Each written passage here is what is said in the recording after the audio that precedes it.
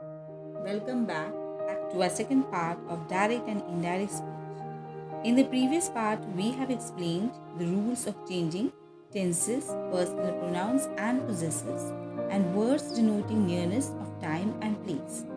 These rules remain the same for all kinds of reported speeches, but reporting verbs and conjunctions depend upon whether we are reporting a statement, a question, or a comment. So let's look at the rules for reporting statements or assertive sentences.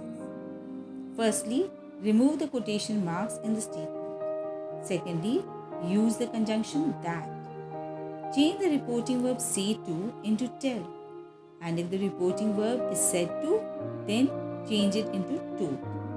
The reporting verb said to can also be changed into added, admitted, answered, replied, assured, remarked, explained. Let us have a look at some of the examples. Example 1, Sarika said, I want to buy a laptop. When we change into indirect, it becomes Sarika said that she wanted to buy a laptop. Tanu said to Manu, you can do this work. Tanu told Manu that she could do that work. So said to is changed into told.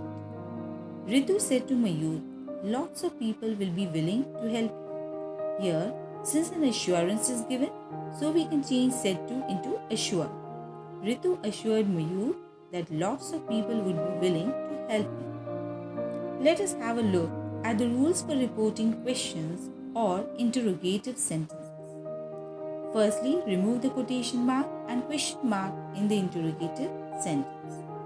Use if or whether if the sentence inside the quotation mark begins with a helping verb or an auxiliary verb. And use the given interrogative word, that is WH word, like what, when, why, where, who, whom, which, how, etc.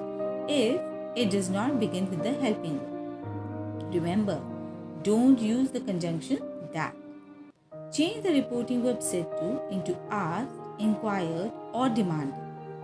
Remember, whenever we use the words such as inquired or demanded, they are always followed by the preposition of. Omit helping verbs like do, does, did, but do not do so when they are used with not. Coming to the examples, I said to Neetu, where have you been all these days? When we change into the indirect, remember, since there is WH question, it will remain as it is. Said to changes into asked. I asked Neetu where she had been all those days. Second example, I went near the old man and said, who are you and why are you sitting here alone? In indirect speech, it becomes, I went near the old man and inquired of him who he was and why he was sitting there alone. Third example, aren't you afraid of going out alone in the dark? My father said to me. Now you see here, it is beginning with aren't. Hence, an auxiliary verb is used, so we are going to use if or whether. My father asked me if I wasn't afraid of going out alone in the dark. Next, coming to the rules for reporting commands, requests, advice, or imperative sentences. Remove the quotation marks in an imperative sentence. Use to if it is an affirmative sentence, and if the sentence begins with don't, use not to. Do not use the conjunction that. Omit the word please and use the word requested. The reporting verb said to can be changed into the following according to the sentence. Words can be used such as asked, commanded, ordered, advised, requested, urged, begged, encouraged, warned, told, forbade. Let us have a look at some of the examples. Do not play such loud music, for it may disturb the patient, Priti said to Shikha.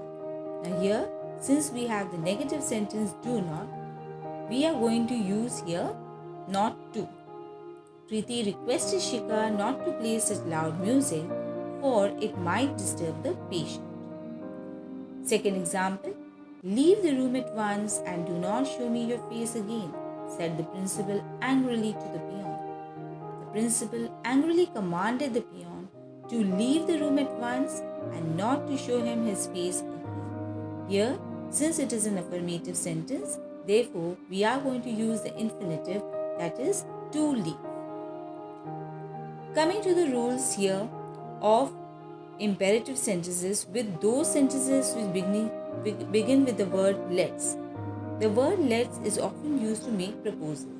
In such cases, the reporting verb is changed to suggested or proposed, and the construction we should or they should is used. Example, let's invite some friends to Sumi's birthday, said the mother. In indirect speech, it becomes the mother proposed that they should invite some friends to Sumi's birthday.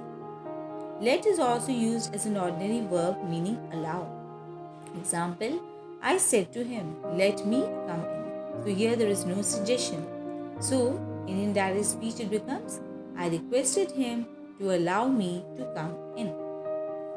Rules for reporting exclamations and wishes or exclamatory sentences.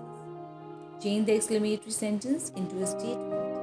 Remove the quotation marks and the exclamation mark. Use the conjunction that. Omit the use of interjections such as oh, alas, hooray, etc. Add the word very to the adjective or adverb if necessary.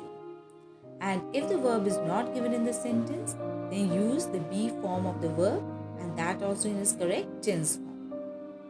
The reporting verb said can be changed into exclaimed, wished, prayed, blessed, cried, etc. Note some of the examples here. What a horrible sight, we all exclaimed. We all exclaimed that it was a very horrible sight. Second example, alas, I have broken my brother's watch, said he. Now he is expressing with sorrow, so we can change here.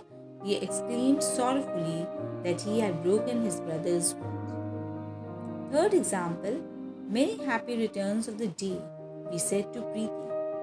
We wish Preeti many happy returns of the day, since here someone is wishing something for someone. Now, I hope that all the rules of direct and indirect speech must have become clear to all of you.